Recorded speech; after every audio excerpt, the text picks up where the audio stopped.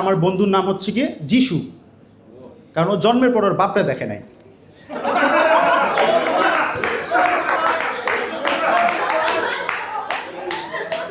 আরে ওর বাপ বিদেশে ছিল আর কি।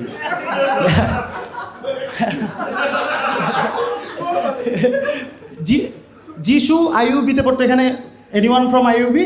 এনিওয়ান? না, ওরা সব গাঁজা খাইতেছে। অ্যান্ড ও আইইউবিতে পড়ার কারণে গাঁজা খাওয়ার বিষয়টাও একাডেমিক্যালি শিখছিল, ঠিক আছে? হ্যাঁ, ও একাডেমিক্যালি শিখছিল। অ্যান্ড ও খায়, এটা নিয়ে আমার সমস্যা নাই। সমস্যাটা হচ্ছে ও আমাকেও খাইতে বলে, আর আমি খাই না ওর সাথে, বিকজ ওর যে কোশ্চেনগুলো আমি এটা সোবার অবস্থায় শুনতে চাই, ঠিক মাথায় যাতে থাকে আমার, ঠিক আছে? এর যেমন আমি বলি, আমার ফ্রেন্ড কী কী টাইপের কোশ্চেন করে। একদিন গাঁজা খাইছে, খাওয়ার পর ডিকশনারি খুলে বসছে বাংলাটা, ঠিক আছে? বাংলা ডিকশনারি খুলছে, খুলা বলে যে মামা,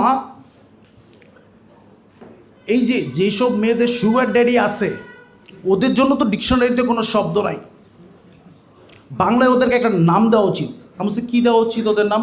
কই কেন, বাবাখোর। আরেকদিন হালায় রিলস দেখতেছে, ঠিক আছে? এর মধ্যে খবর আসছে যে তারেক রহমান বলছে করাইলে বস্তি সবাইরে একটা করে ফ্ল্যাট দিবে। এরপরে তারেক রহমান জিতছেও আমার কোশ্চেন করছে যে মামা, এখন যদি তাহলে তারেক রহমান, ঠিক আছে, করাইলে সবাই একটা করে ফ্ল্যাট দেয়, ওই প্রজেক্টের নাম কী হওয়া উচিত? আমি বলছি কী হওয়া উচিত? বলে এয়ারবিএনবি, ঠিক আছে? হালাই এরকম মানে উল্টাপাল্টা কথা বলে। অ্যান্ড আমার ফ্রেন্ড এমনি মানে ও নেশার মধ্যে শুধু গাঁজাটাই খায়, ঠিক আছে? মদ খায় না, বাট ওর প্ল্যান আছে যে ও ভবিষ্যতে কোনো একদিন একটা মদের বিজনেস দিবে, ঠিক আছে? অ্যান্ড ওর ড্রিঙ্কসের নাম রাখবে মাইনর। মাইনর। আমি বলছি কেন মাইনর কেন নাম রাখবি? বলছে যে মামা, তাহলে তো এটা মিউজিশিয়ানরা খাইবই খাইব।